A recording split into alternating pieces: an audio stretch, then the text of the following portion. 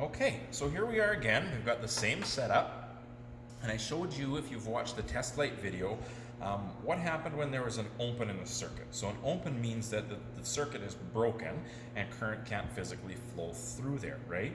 The test light would also be handy if, like I said, it was bad corrosion, which is such high resistance that the electrons can't move through either.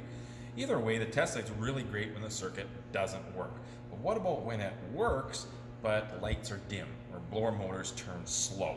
Okay, so look at the lights right now. You can see how bright they are, and I'm just going to take and I'm going to put in an unwanted resistance. Okay, and you can see how dim they got. Now, just to show you again, I'll just switch it over to here. So bright and dim. So this is a common problem, especially with boat trailers and things like that get wet, and all of a sudden, all the lights work, but they're just getting dimmer and dimmer and dimmer, and you don't know why. That's a really good indication that there is unwanted resistance somewhere. So not such bad corrosion that the electrons can't even move, but bad enough resistance like corrosion or rust or something that it slows them down. So think about it like water in a river, right? If we have a dam-fed river with a big lake and the water comes in and then it goes through a restriction, it slows the water down. If it goes through another restriction, it slows the water down even more. And the whole stream slows down depending on how many restrictions there are, okay? So what we have happening here, well, let's look at what's happening first, then we'll see how to find it. Electrons are leaving here, they're going through here, splitting up into 3 branches. This is slowing them down, but then they're coming back together. Electrons are moving through here, and I've got a resistor in here. This is an old ballast resistor out of an ignition system. And so this is slowing down the electrons too. And so both of these, this unwanted resistance is in series with all 3 of these parallel branches. So it's like a series parallel circuit, but it's unwanted. Now we would do this in a dimmer switch, right? If you had a dimmer switch and you crank up the resistance, you dim the lights in your vehicle. You uncrank the resistance, you brighten the lights in your vehicle. But we don't know this is here. This is just, I don't know, it's this unwanted resistance that we don't have, that we don't want, but we have. So now, how the heck do you find that? Okay, and that's where the voltage drop test comes in really handy. Okay, so we're going to take a digital multimeter and we're going to set it to DC volts, standing for direct current voltage. So a battery produces direct current, AC voltage is like your home electrical. So what this tool does is it's basically a difference meter, measuring the difference of charge. So if I take and I go just between here and here, it's going to say 0 because there's no difference of charge between here and here. But as I get out further with a load, okay, then I do get a little bit of a difference of charge between here and here because there's electrons moving through a load and slowing down. So if I went like here and here, I'm measuring the difference in this blue wire, and it's like 0.01. Okay? Now, I like to kind of think of it as where is the voltage getting used up, okay? Now, or the biggest difference of charge is between your positive side and your negative side on either side of your load, okay? And you should get pretty close to your source voltage, right? But if you think of it as the load's using up the voltage, that's what we want, okay? So let's have a look here. First, let's just go back to the circuit that works properly, okay? So the circuit that works properly, if I go between positive and negative, okay, I have 12.3 volts, all right?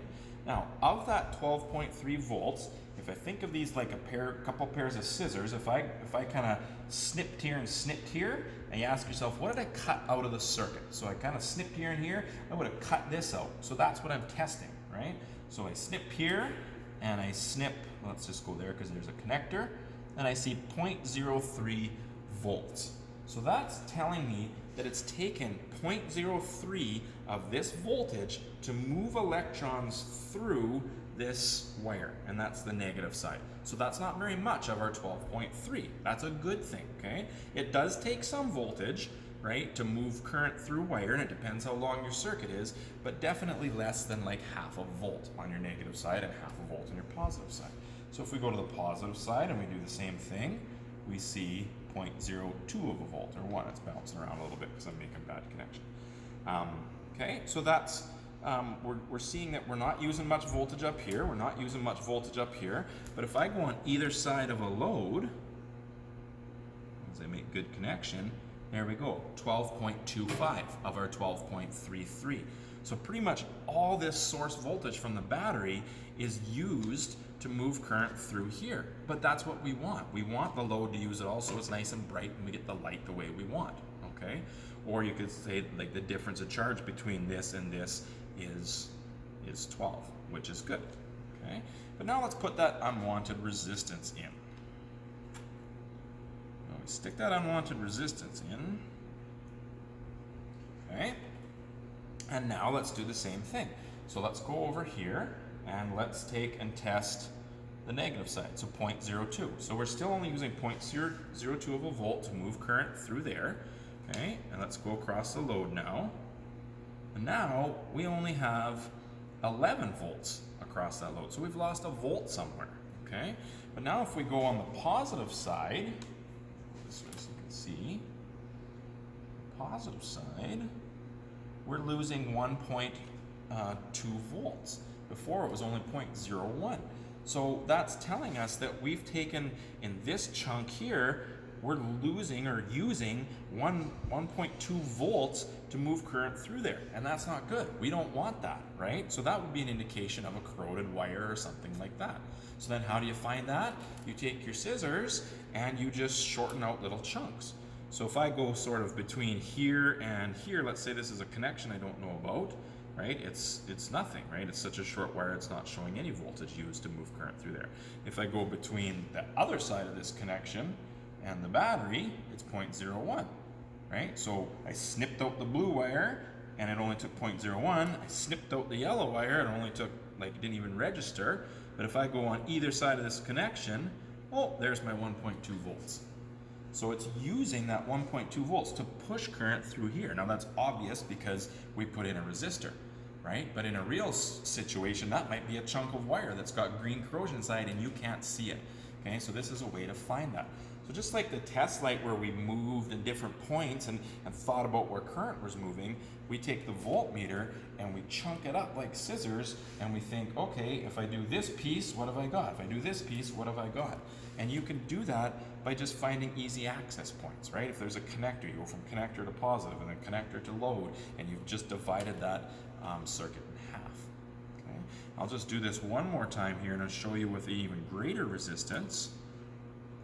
Okay, so that's even dimmer now, and now, same thing, negative side's hardly taking anything, but our positive side, if I go from the load right to the positive battery, now you would actually have to go back to the positive terminal on your battery in your vehicle, or from the negative terminal, so you get the whole ground or positive.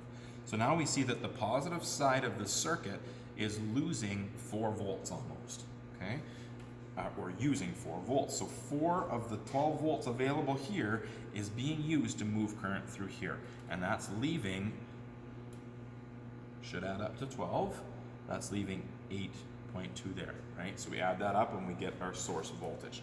We're probably dropping a little bit because this is using up voltage as we drain the battery. So there you have it. So that's a quick and easy way to find that unwanted resistance because everything's working. If you use a test light, it's really hard to find. The test light can indicate it a little bit by if it's a bulb style test light, not a LED, and you can see if it's dim or bright. So you can get a little bit of an indication, but this measures it really well. Okay? Common places, boat trailers, grounds, connection things get so wet. Sometimes your trailer connections underneath your trucks and things, anywhere where there's moisture, often there's corrosion. I've also seen it lots at battery terminals where it actually comes back into the battery cables and starts to affect the whole vehicle. I had one vehicle one time come in where it was about 2 feet of negative battery cable I cut out that was just green corroded, and it was affecting like 10 different things. It came in for drivability issues, oxygen sensors going off, Rich running like crazy Rich and everything, and it all just came down to a corroded battery wire. So definitely a good skill to have.